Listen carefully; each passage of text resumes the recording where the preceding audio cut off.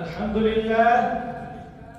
الحمد لله علي الذات عظيم الصفات سمي السمات كبير الشان جليل القدر رفيع الذكر مطاع الأمر جلي البرهان فخيم الاسم غزير العلم وسيء الحلم كثير الغفران جميل الثناء جزيل العطاء مجيب الدعاء يميم الإحسان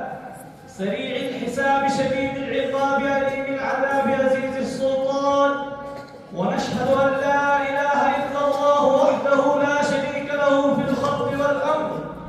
ونشهد أن سيدنا ومولانا محمدًا عبده ورسوله المبعوث إلى الأسود والأحمر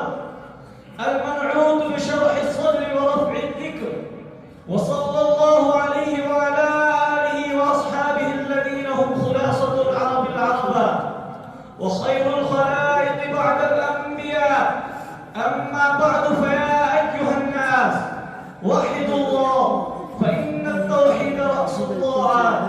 واتقوا الله فإن التقوى ملاك الحسنات وعليكم بالسنة فإن السنة تهدي إلى الإطاعة ومن أطاع الله ورسوله فقد رشد واهتدى وإياكم والبدعة فإن البدعة تهدي إلى المعصية ومن يعص الله ورسوله الآخرين بارك